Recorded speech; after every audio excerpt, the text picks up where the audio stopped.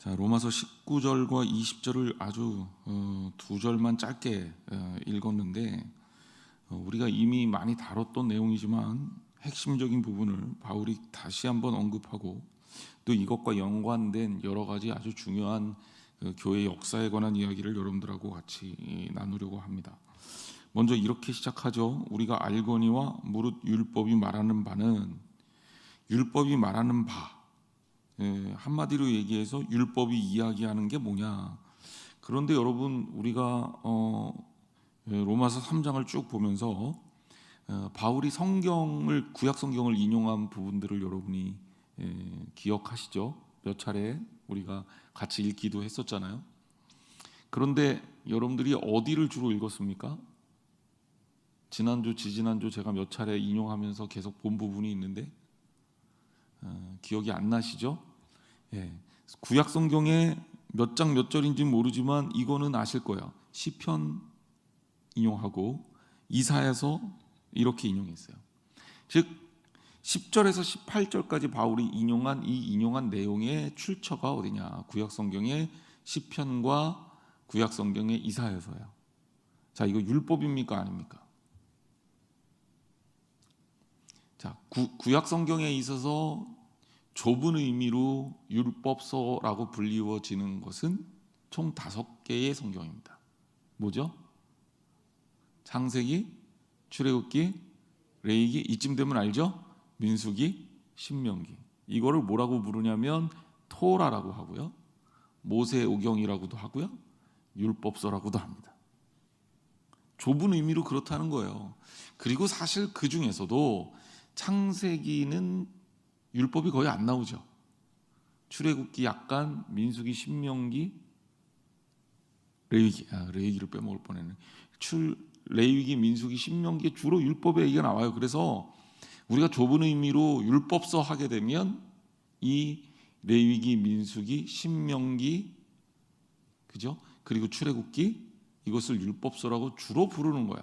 그리고 이제 창세기까지 끼면 모세오경, 율법서 이렇게 부르고, 율법이 거기 다 들었단 말이에요. 자, 그 다음에 뭐가 나옵니까? 이럴 때 공부해 두자고요. 구약 성경 좀 한번 펴보세요. 제일 앞에 이럴 때 목차. 구약 성경에 보면 목차 나오죠. 목차. 창세기, 출애굽기 이렇게 부르던 거, 목차 나오죠. 하여튼간 나올 때 여러분들이 확인하셔야 됩니다. 창세기, 출애굽기, 레위기, 민수기, 신명기까지를 모세오경, 율법서라고 부릅니다. 그 다음에 사사기, 그 다음 여호수아, 사사기, 사무엘 상하, 열왕기 상하, 역대 상하, 이걸 뭐라고 부르냐면 역사서라고 부릅니다. 그 다음에 에스라, 느헤미야, 에스더, 욥기, 시편 이렇게 쭉 나가지만 특별히 욥기, 시편, 잠언, 전도서 이거는 뭐예요? 주로 지혜서라고 부르고, 사실은 시편과 아가는 시예요. 그래서 엄밀한 성격으로 따지면 욥기, 잠언, 전도서, 특히 잠언하고 전도서는 지혜문학이라고 볼 수 있습니다. 자, 그 다음에 시가서라고도 부르죠. 그 다음에 이사야, 예레미야, 에가, 에스겔, 다니엘, 호세아, 요엘, 아모스, 오바댜 쭉 나가서 말라기까지 이걸 예언서라고 불러요. 제가 지금 애매하게 분석해놨어요. 왜냐하면 이게 성경학자들마다 조금씩 달라요. 중요한 건 제가 말씀드리고자 하는 것은 시편과 이사야를 우리가 인용했단 말이에요. 그럼 시편은 시가서입니다. 그리고 이사야는 예언서입니다. 그런데 바울은 뭐라고 불러요? 율법이 말하는 바는 이라고 표현을 하면서 율법이 말하는 바, 앞에 인용했던 구약 성경의 대부분의 내용을 뭐라고 얘기하고 있어요? 율법의 범주로 넣고 있습니다. 그러니까 이제 성경, 구약 성경으로 대변되는 그 구약 성경의 스토리는 신약의 입장으로 봤을 때 율법이라는 범주로 넣어서 얘기할 수 있다는 겁니다. 그리고 바울이 그런 표현을 썼어요. 그러니까 율법이 하나님의 말씀을 가르친다고 해도 과언이 아니라는 것을 여러분들이 기억해 해야 합니다. 자, 그 다음에 율법 아래에 있는 자들이라는 표현을 쓰고 있습니다. 율법이 말하는 바는 율법 아래에 있는 자들에게 말하는 것이다. 그럼 율법 아래에 있는 자들은 누구를 얘기하는 거냐? 이거를 좁혀서 얘기하면 유대인들을 가르치는 거예요. 그죠? 하지만 조금 더 확장시켜서 얘기할 때는 율법 아래에 있는 자들은 모든 사람들을 가리킨다고 볼 수 있습니다. 이 땅을 살고 있는 모든 사람, 그 사람들은 율법 아래에 있는 자들이다. 바울이 그렇게 정리하고 있는 거예요. 자, 다시 정리합니다.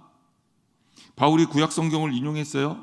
시가서와 예언서를 인용했지만 율법이라는 카테고리에 넣고 구약 성경을 율법이라는 테두리 속에 넣어서 율법 아래에 있는 자들이라고 표현할 때 율법을 받은 유대인들만 가르치는 게 아니라 유대인들 플러스 이방인들을 모두 포함해서 모든 사람들을 가르칩니다. 왜? 그 전에, 즉 복음 이전의 시대는 율법의 지배를 받는 시대이기 때문에 그렇습니다. 자, 그러면 율법 아래에 있는 모든 사람들을 지칭할 때 그 다음에 이는 모든 입을 막고 온 세상으로 하나님의 심판 아래에 있게 하려 함이라 그랬어요. 이는 모든 입을 막았다. 이거는 첫째는 할 말이 없는 거예요. 율법 아래에 있어서 우리가 할 말이 없다는 거야. 그 이유는 또 나중에 설명드리겠습니다. 한편으로 할 말이 없다라는 것은 우리가 할 말이 없으므로 하나님의 은혜에 기댈 수밖에 없다라는 겁니다. 결국 여기에 이제 모든이라는 표현은 죄의 보편성을 설명하기 위해서 쓴 단어입니다. 모든 육체가 의롭다함을 얻을 수 없다. 20절에 그렇게 얘기하고 있잖아요. 모든 입을 막았다. 입을 막았다는 얘기는 뭐예요? 하나님 뭐 이거는 이거고 저거는 저거고 이거는 이렇고 이거는 이래서 이런 거 아닙니까? 내가 죄진 거는요 막 그 입을 막는다는 거죠. 그럼 결국 할 말이 없는 거예요. 하나님 앞에 율법 아래에서 우리가 할 말이 없다라는 겁니다. 여기에서 또 우리가 볼 수 있는 것은 하나님의 심판을 받을 때 과연 우리가 하나님의 심판대 앞에서 과연 우리들의 의로움을 주장할 수 있겠느냐? 결국 그렇지 않다. 바울이 뭐라고 얘기해요? 온 세상으로 하나님의 심판 아래에 있게 하려 함이라. 결국 율법이라는 것은 죄를 드러내서 우리로 하여금 죄를 깨닫게 하는 역할을 하는 거예요. 그리고 여기에는 예외가 없습니다. 유대인이나 이방인이나 모두 동일한 심판대 앞에 설 수밖에 없습니다. 물론 유대인들에게는 하나님의 율법을 전달해 주셨어요. 하지만 바울이 모두가 율법 아래에 있다라고 얘기한 이것은 제가 시편과 이사야서를 인용해 오면서 설명했잖아요. 그건 뭐냐면 보편적 특성을 얘기하고 있는 거예요. 유대인들만 율법을 받았지만 유대인들만 올바르게 살라고 하나님께서 말씀하신 것은 아니라는 거예요. 모든 사람에게 하나님께서 뭘 주셨냐? 나름대로의 분별력을 주셨어요. 그래서 알아요. 이렇게 하면 안 된다는 것과 이렇게 해야 된다는 것을 알아요. 인간이 참 묘한 존재인 게 참 그만두면 욕심 때문에 죄를 지을 수밖에 없는 존재임에도 불구하고 한편으로는 내가 누군가를 판단하거나 어떤 사회를 바라볼 때 옳음과 그름을 보편적으로 구별할 수 있는 능력을 다 주셨다는 거예요. 그래서 인류 사회가 지금 여기까지 올 수 있었던 겁니다. 무엇이 옳은지 무엇이 그른지 내 행동이 잘못됐는지 잘못되지 않았는지를 판단할 수가 있단 말입니다. 사람 함부로 죽이면 돼요, 안 돼요? 너무 어려워요? 사람 함부로 죽이면 안 되죠. 이거는 신앙인들만 그렇게 생각하는 게 아니잖아요. 모든 사람들이 다 그렇게 생각하잖아요. 거짓말하면 돼요, 안 돼요? 우리만 아는 거 아니잖아요. 거짓 증언하지 말라고 십계명에 나와 있지만 십계명 알기 이전에 우리는 벌써 보편적으로 거짓말이 나쁘다라는 것을 모든 사람들이 알고 있습니다. 그럼 이것을 누가 주셨냐는 거야. 사람이 스스로 터득했다고요? 우리가 그럴 만한 능력이 된다고요? 그렇지 않죠. 인간이라는 존재는 하나님에 의해서 그렇게 지어졌기 때문에 그게 가능한 거예요. 그래서 우리가 일반적으로 다 알잖아요. 사람이 그러면 안 되지. 왜? 우리가 사는 이 세상 속에는 하나님의 능력이 들어있고 하나님의 신성이 들어있고, 그래서 그것을 통해 모든 사람에게 보편적으로 주시는 계시가 있다. 그게 일반 계시고 자연 계시다. 계시 설명할 때 말씀드렸잖아요. 우리는 하나님의 말씀이라는 특별한 계시를 받은 사람이지만 하나님을 만나지 못한 사람들, 그 당시 이제 바울의 기준에 따르면 유대인들 말고 다른 이방인들은 하나님께서 주신 보편적 계시에 의해서, 일반적 계시에 의해서 이미 옳고 그름을 분별할 수 있다는 겁니다. 그리고 이것을 바울은 율법 아래에 있는 자들이다라고 표현한 겁니다. 그래서 여기 보면 온 세상으로 이렇게 표현되어 있잖아요. 이 세상이라는 단어가 파스 호 코스모스 이렇게 돼 있어요. 이 코스모스라는 단어는 영어로도 코스모스지만 그냥 세상을 나타낼 때 쓰는 단어기도 하고, 이 코스모스라는 단어는 우주라는 뜻도 있어요. 그러니까 여기에 이 온 세상은 이 세상을 만드신 우주적인 하나님의 통치 아래 있음을 설명하고 있는 겁니다. 그러면 우리가 이 땅을 살면서 하나님의 통치 아래, 하나님의 심판 아래 있으면서도 우리는 우리의 스스로의 문제를 해결할 수가 없는 전적으로 무능력하다라는 것을 깨달아야죠. 우리는 율법으로 정죄받을 수는 있지만, 내가 무엇인가 잘못했다라는 것은 알 수 있지만, 한편으로 그 죄의 문제를 다룰 수 있고 해결할 수 있는 능력은 우리에게는 있지 않아요.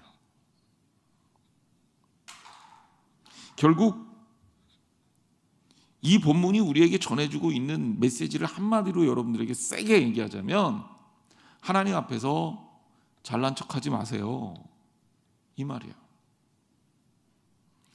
무장해제해라, 모든 걸 다 내려놔라는 거예요. 우리는 죄인입니다 라고 항복 선언을 해야 된다는 거예요. 이게 바로 신앙의 출발입니다. 믿음이 아주 튼튼하고 대단하고 우리가 막 멋져서 나 스스로 나의 죄의 문제를 해결할 수 있느냐? 그렇지 않죠. 인간이란 존재를 생각해 보세요. 에덴 동산에서 하나님이 인간을 만들어 놓고 부족한 것이 없게 하셨어요. 누구는 선악과는 왜 만들어놔서 우리를 타락시켰냐 이렇게 물어보는 사람도 있던데, 하나님이 하지 말라 그런 것도 그 딱 하나요. 무한대에 가까운 자유를 주신 거예요. 하나 딱 빼놓고. 그렇지 않습니까? 이거는 해도 돼, 이거는 해도 돼, 이거는 해도 돼, 1부터 100까지 해도 돼를 명령을 받겠어요? 아니면 여러분 이거는 하지 마라 라는 명령 하나를 받겠어요? 부정명령 하나를 받는 게 우리에게 무한대의 자유를 주시는 거거든요.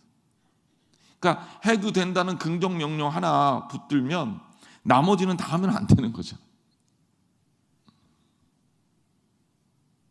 그러니까 교도소 같이 자유를 제한받는 데에서는 이거 하면 안 돼, 이거 하면 안 돼 이렇게 가르쳐 주는 게 아니라 해도 되는 거 알아주는 게 훨씬 빠른 거예요. 대신에 자유로운 곳에서는 뭘 가르쳐 주면 돼요? 하지 말라는 것만 알려주면 되는 거예요. 제가 처음에 미국 가서 운전을 하는데 제일 힘들었던 게 처음에 좌회전이었어요. 아무리 가도 좌회전 신호가 없어요.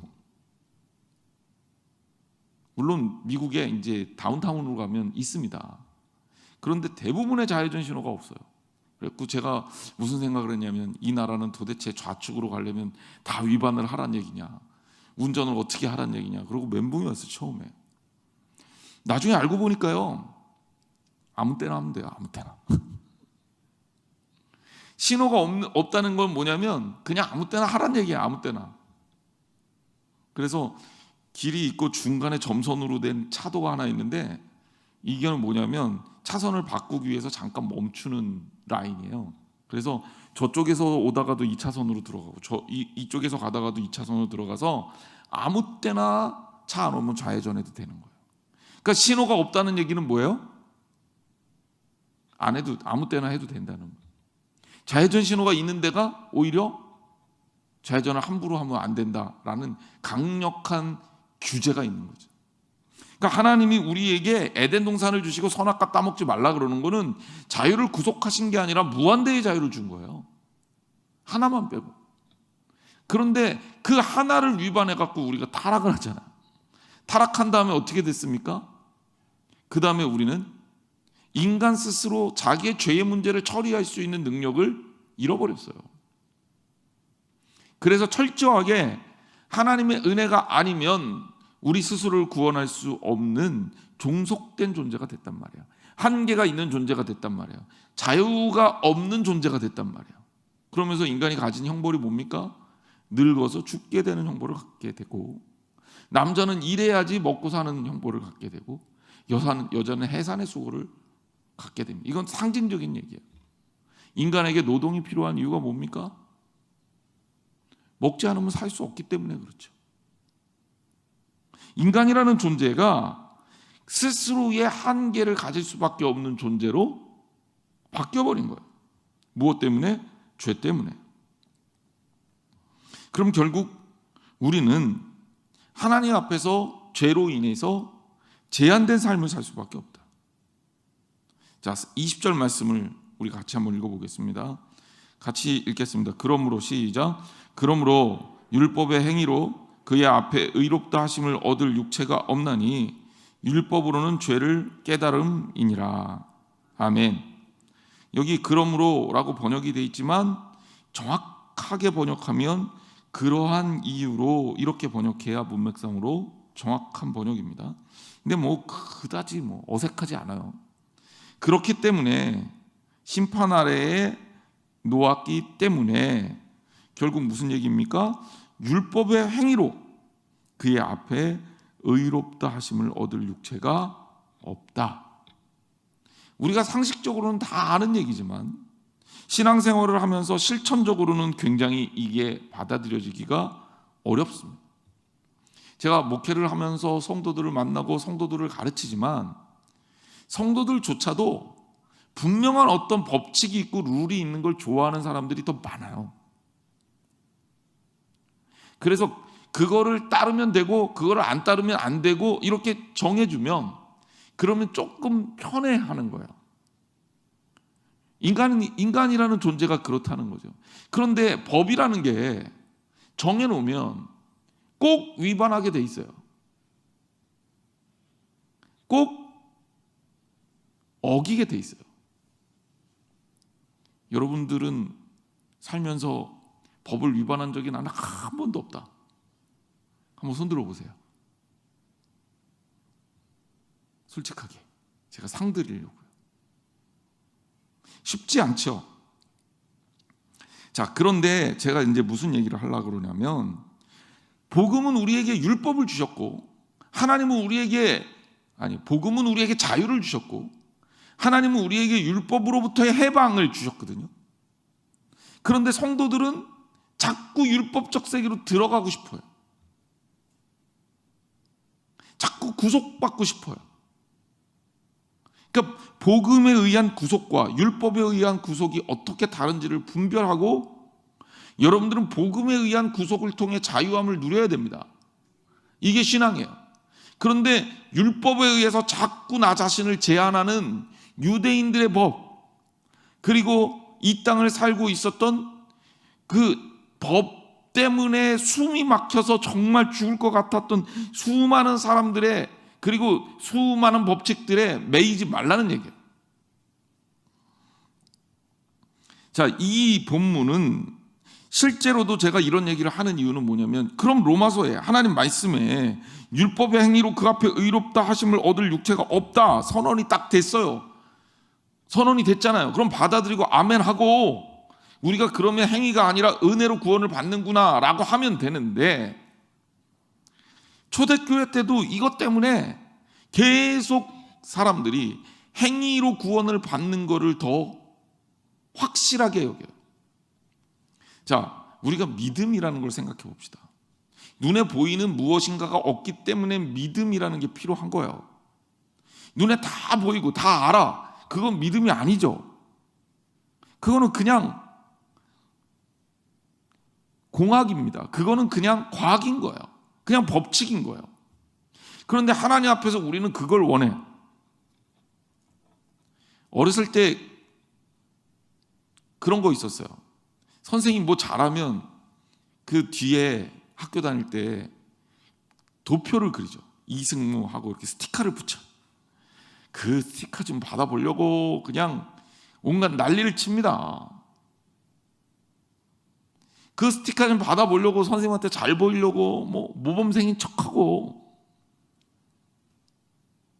숙제도 빠뜨리면 안 된다고 생각하기 때문에 막 친구들 거 베껴서라도 숙제하는 척하고 공부는 안 하면서, 그러면서 그 스티커를 그냥. 그런데 여러분, 그 스티커 개수하고 실제적으로 그 학생의 그 공부하고 비례하는 건 아니잖아요. 노골적으로 비례하는 건 아니잖아요. 물론 상관관계가 있을 수는 있어요. 왜? 스티커가 많은 친구들이 공부를 더 열심히 할 가능성이 많으니까. 우리 행위가 그런 겁니다.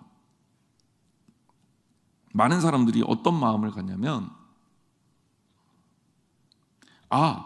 뭔가 좀 확실한 게 필요한 거야. 불안하니까.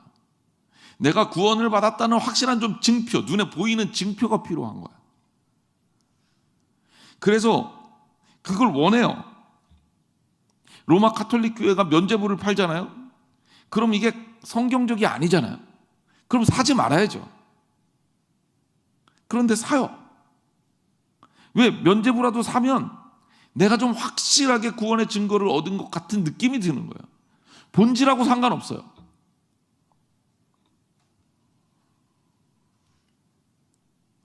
초대교회에 이단들이 생겼습니다. 기원후 한 AD 한 4세기경부터 시작된 이런 심각한 이단들이 생겼는데, 이 이단들이 이단이라 그래서 사회에 이 어떤 문제를 일으키고 아주 잘못된 것들을 가리키고 이런 이단이 아니라, 물론 그런 이단들도 있지만 교회 내에서 생겨난 이단들 중에는 굉장히 너무나도 도덕적이어서 복음적이지 않은, 너무나도 거룩해서 복음적이지 않은, 이게 이제 어폐가 있지만 그런 이단들이 있었습니다. 예를 들자면 도나투스파라는 이단입니다. 도나투스파는, 제가 말을 거꾸로 했어요. 도나투스입니다. 도나투스. 도나수투가 아니라 도나투스파. 이게 뭐 하는 사람들이냐? 이 사람들은, 우리는 죄를 지면 안 돼. 맞죠? 죄를 안 지려면 어떻게 해야 됩니까? 죄 많은 이 세상에 어울려 살면 안 돼. 왜? 우리가 세상에서 어울려 살다 보니까 뭐가 생겨요? 자꾸 죄를 짓게 되잖아요. 그죠? 미운 사람도 자꾸 생기고, 오해도 생기고, 화도 나고, 짜증도 나고. 그래서 도나투스파 이 사람들이 선택한 방법이 뭐냐? 우리는 수도원으로 갈란다. 그래서 산에다가, 깊은 산골에다가 건물을 짓고 거기서 수도사 생활을 시작한 거야. 때로는 굴도 파고요. 그래서 이 사람들이 선택한 게 뭐냐면 은둔하는 거예요. 사람들하고 부딪히지 않겠다. 언제까지? 주님 오실 때까지. 그 사람들이 얼마나 착하게 살았겠어요? 누구 욕했겠어요? 누구 미워했겠어요? 만나는 사람이 없는데 미워할 사람이 누가 있습니까? 자연에 가서 그냥 완벽한 수도 생활을 추구한 거예요. 그래야 우리 구원받는다고. 근데 이거 성경적입니까? 아닌 거예요. 펠라기우스라는 이름도 멋진 교부가 있었어요. 이 사람은 또 다른 생각을 합니다. 세상을 살다 보니까 세상이 너무 악해. 이거 성경적이지 않은데. 보니까 크리스찬들이 더 나빠. 야, 이거 안 되겠는데? 그래서 이 사람은 어떻게 생각했냐면 사회를 뒤집어 엎어야 되겠다. 사회를 개혁해야 되겠다. 그런데 사회를 개혁하기 위해서 우리가 구원받는 자녀가 돼야 되는데 우리가 스스로 최선을 다해서 노력을 하면 그러면 구원을 이룰 수 있다. 그러니까 너희들 착하고 선하게 살아야 돼. 악하게 살면 안 돼. 그리고 너희들은 착하고 선하게 살 수 있는 능력이 있어 라고 가르친 겁니다. 그러니까 이걸 또 따랐던 사람들이 있어요. 왜? 그렇게 노력을 하면서 살면서 뭔가 좀 내가 하나님 나라에 가까워지는 듯한 느낌? 마음? 이런 것들을 갖게 된 거죠. 그런데 사실 이 펠라기우스가 어떻게 됩니까? 결국 도나투스파도 그랬지만 이단이에요. 펠라기우스파도 이단입니다. 이 펠라기우스와 논쟁을 벌였던 대표적인 신학자가 우리가 잘 아는 어거스틴이라는 사람입니다. 어거스틴은 뭘 주장하느냐? 성경적으로 따졌을 때, 하나님 말씀에 비추어 봤을 때 절대로 인간은 스스로 선해질 수가 없다는 걸 주장해요. 펠라기우스는 우리가 노력하고 우리가 더 뜨겁게 사랑하고 우리가 뭔가 애쓰면 우리가 구원을 얻을 수 있을 거야. 근데 어거스틴은 절대 아니야. 인간은 그럴 만한 능력이 없어. 펠라기우스를 따르는 사람들이 착하게 살겠어요? 나쁘게 살겠어요? 착하게 살겠죠. 하지만 이거는 뭐예요? 복음이 아닌 거예요. 많은 사람들이 헷갈려 합니다. 교회는요, 도덕 단체가 아닙니다. 교회는요, NGO가 아니에요. 교회는 착한 사람들만 모이는 게 아니에요. 교회는 좀 모자란 사람들이 하나님의 은혜로 모여서 하나님의 은혜를 통해 구원받고 하나님의 은혜를 체험하면서 변화되고 예수 그리스도를 닮아가는 공동체입니다. 그러니 우리 교회는 착한 사람들만 있어. 우리 교회는 선한 사람들만 있어. 논리적으로도 불가능할 뿐더러 교회라는 곳을 진정한 성경적이라는 것을 깨닫는 사람은 그런 교회를 추구하지도 그런 교회를 지향하지도 않아요. 왜? 교회는 그런 데가 아니거든요. 착한 사람들만 있다는 얘기는 뭐냐면 분리되어 있다는 얘기예요. 나 다른 사람들이 우리 교회에 오는 거 싫어. 죄인이 우리 교회에 오는 거 싫어. 사회적으로 지탄받는 사람이 우리 교회에 오는 거 싫어. 내가 싫어하는 저 사람이 우리 교회에 오는 거 싫어. 그래서 어떻게 돼요? 전도도 안 해요. 하나님이 기뻐하시는 교회는 그런 교회가 아니에요.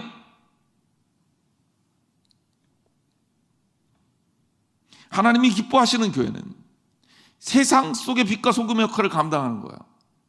우리가 좀 힘들어도 사랑하고 용납함을 통해 조금 더 성장하고 성숙하고 나아지는 것을 지향하긴 하지만 끊임없이 모자라고 부족하고 병들고 그리고 외롭고 쓸쓸하고 그런 사람들이 교회에 와서 치유받고 예수 그리스도를 통해서 새 사람이 되는 공동체예요. 그러므로 여러분, 내가 크리스찬인데 너무 부족한 게 많아. 당연합니다. 그것 때문에 위축되지 마세요. 성격적으로 부족할 수 있고 건강적으로도 부족할 수 있고 인격적으로도 모자랄 수 있어요. 하지만 기억하십시오. 우리를 지배하는 것은 인간적인 내 판단 능력이 아니라 인간적인 지혜와 인간적인 지식이 아니라 우리를 지배하고 우리를 이끄는 것이 하나님의 은혜임을 말입니다. 그것을 알아야 건강한 교회론을 가질 수 있습니다. 펠라기우스와 도나투스는 교회를 오해했어요. 복음을 왜곡했습니다. 이 사람들이 나쁜 의도를 가지고 그렇게 했냐? 그건 아니에요. 하지만 성경을 잘 몰랐기 때문에 교회를 위험에 빠뜨린 겁니다. 그래서 어거스틴은 이것을 배격하고 교회를 바르게 세우고 성경적인 교회를 이끌어가기를 위해서 노력합니다. 하지만 중세교회가 또 타락했죠. 중세교회의 타락도 여기에 있습니다. 제가 얘기했죠. 사람들은 끊임없이 뭔가 좀 확실한 걸 원해요. 애매한 거 말고요. 믿음으로 구원을 받는다는데 정말 그래요?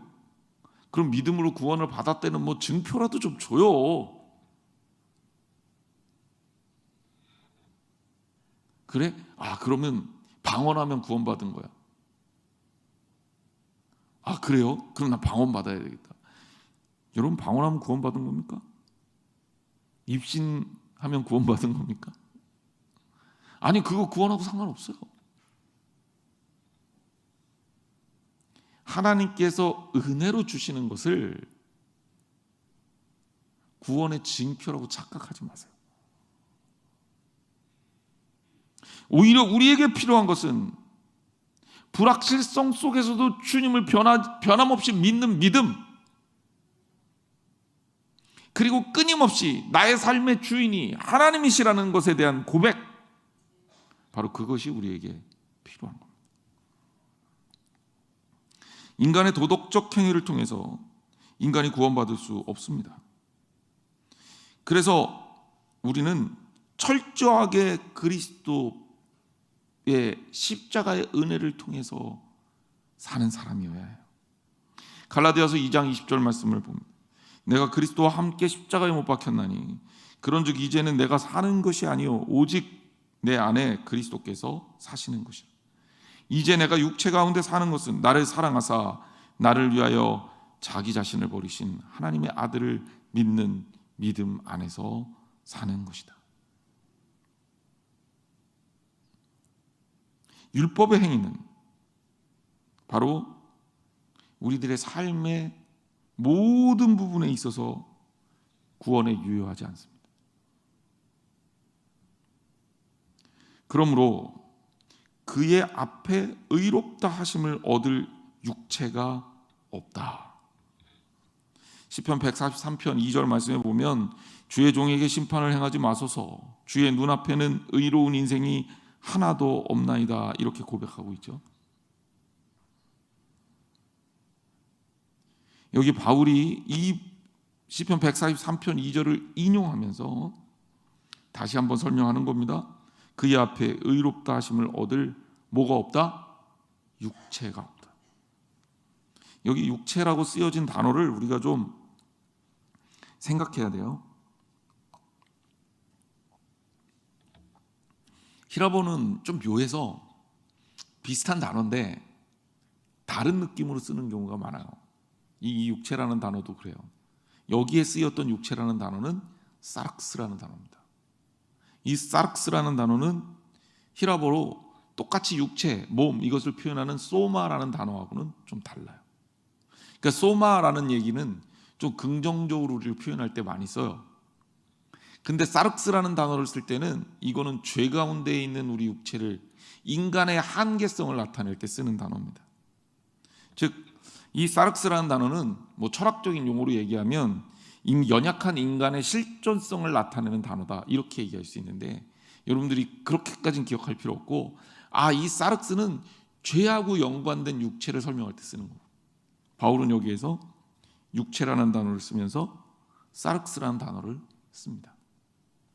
즉 우리는 이 땅에서 타락해서, 이제 예를 들면 이런 거예요. 하나님이 우리를 지으셨어요. 우리에게 이 몸을 주셨잖아요. 그렇죠? 여러분, 이 몸도 하나님께서 주신 거예요. 그러니까 귀한 거예요.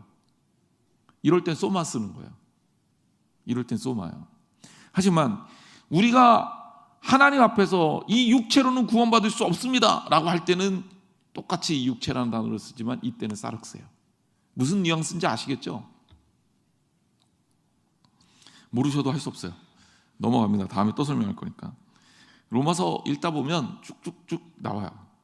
자, 어쨌든 그런 이야기는 뭐냐면 우리가 하나님의 눈 앞에서는 의로울 수가 없다는 겁니다.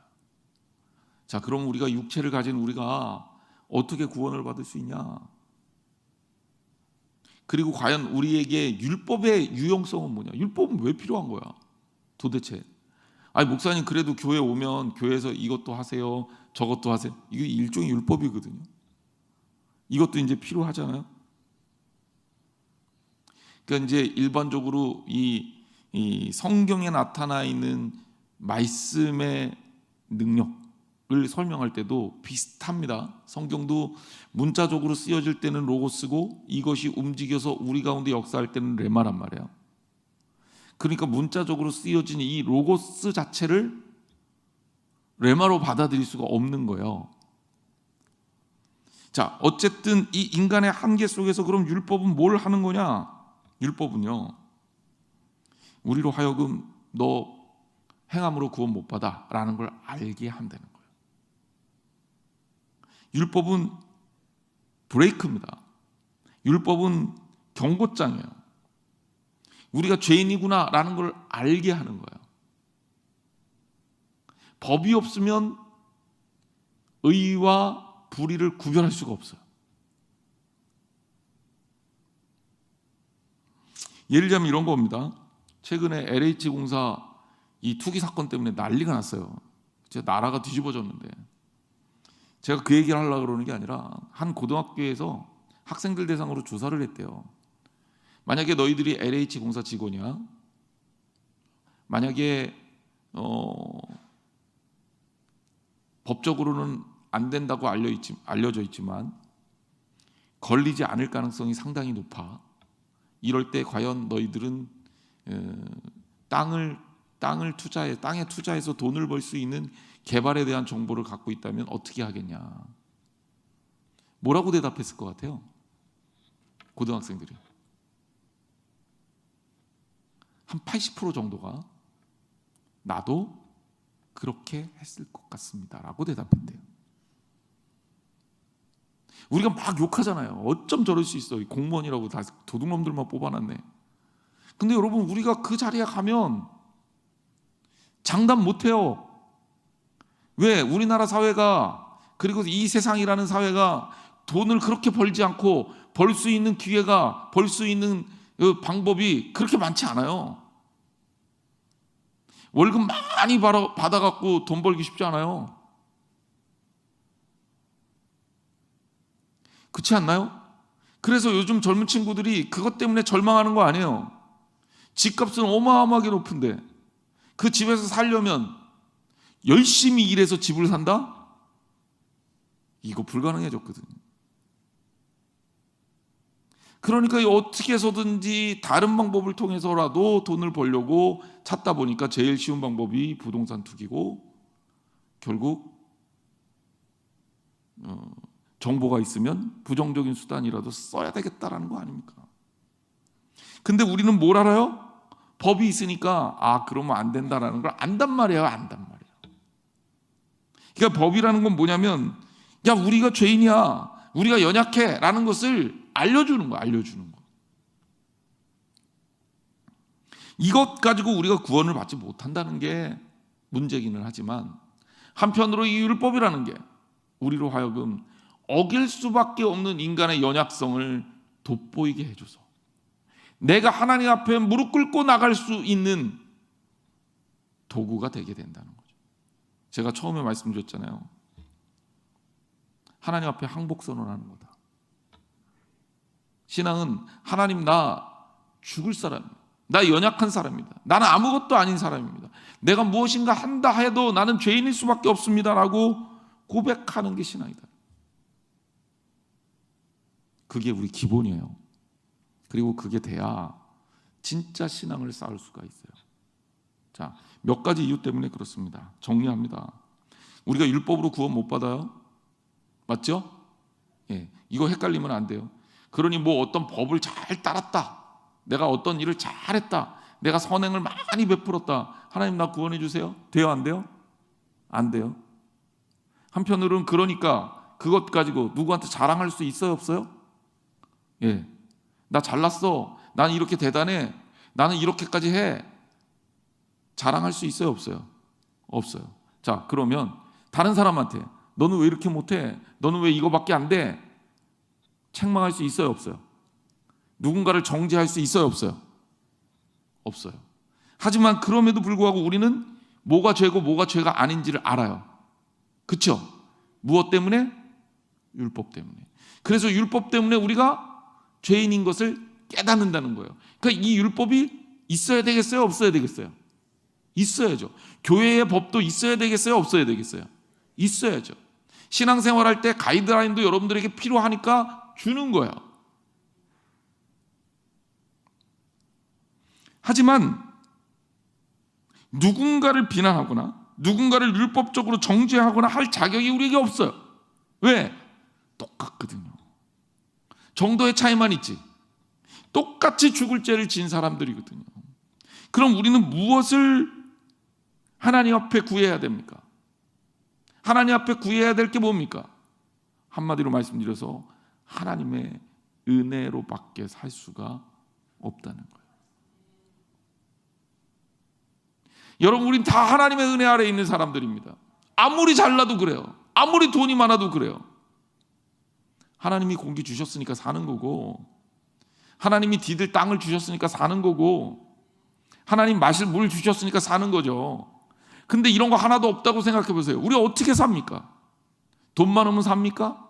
남들보다 조금 더 버틸 수는 있겠네. 미세먼지를 선택적으로 안 마실 수 있나요? 우리 다 알잖아요. 그냥 포기하고 사는 게 제일 편하긴 해요, 사실. 우리는 철저하게 우리의 죄를 깨닫는다면 하나님의 은혜 아래에 기대야 합니다. 하나님이 나를 죽이실 수 있는 권한도 있다면, 나를 살리고 구원하실 수 있는 권한도 그분께 있어요. 그분께 매달리지 않고 우리가 어떻게 이 땅을 삽니까? 자, 그러면 우리가 나를 교만하게 남들 앞에 내세울 수도 없고, 누군가를 정죄할 수도 없고, 자랑할 수도 없고, 나 스스로의 의의를 내세울 수도 없는 그 시점에서, 그럼 우리는 누군가를 어떻게 대해야 되겠어요? 누군가를 어떻게 대하는 것이 하나님의 뜻에 맞을까? 저 사람이 좀 부족해도 저 사람을 용서하고 사랑하는 게 맞겠어요? 저 사람의 판단이 좀 잘못됐다고 그 사람을 지적하고 공격하는 게 맞겠어요? 1번과 2번 뭐가 맞을까요? 앞에 게 맞는 거예요. 근데 우리가 잘 안 되잖아요. 나도 율법 아래서 자유롭지 않으면서 다른 사람들을 너무 쉽게 정죄한단 말이에요. 물론 옳고 그름에 대한 판단은 있어야 돼요. 그래야 하나님 앞에 더 선하게 가죠.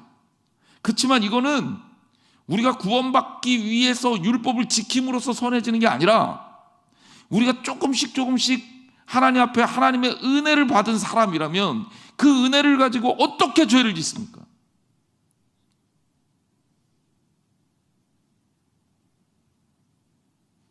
하나님의 은혜 아래에 있는 사람이 그 은혜로 인해서 살게 됐으면 그 은혜를 깨닫는 마음으로 하나님 앞에서 더 거룩하고 아름답게 살아야 될 것 아닙니까? 여러분과 저의 신앙은 그렇게 커가는 거예요. 이거 지키고 저거 지키고 저거 지키고 저거 지키고, 너는 잘못했고 난 잘했고 이러면서 커가는 게 아니라, 하나님께 빚진 자로서 그 빚진 자로서의 깨달음이 나를 키우는 거란 말이에요. 사랑 아니면 그래서 죄와 싸워서 이길 수 있는 방법이 존재하지 않습니다. 놀랍게도 내가 하나님 앞에 무기력함을 인정해야 우리는 죄로부터 자유로워질 수 있어요. 내가 주장하는 게 아니라 성령의 능력이 우리 안에 계셔서 우리를 주장할 때 우리의 삶이 통으로 뒤바뀔 수 있습니다. 사랑하는 성도 여러분, 율법을 얘기하는 이유는 더 뜨겁게 사랑하기 위해서요. 하나님의 법을 지키자고 하는 이유는 우리가 더 뜨겁게 주님께 다가가기 위해서요. 나의 무기력함을 깨닫고 그 무너지는 나지만 그럼에도 불구하고 하나님의 은혜의 길에 들어가는데 주저함이 없는 저와 여러분 되시기를 주님의 이름으로 축원합니다.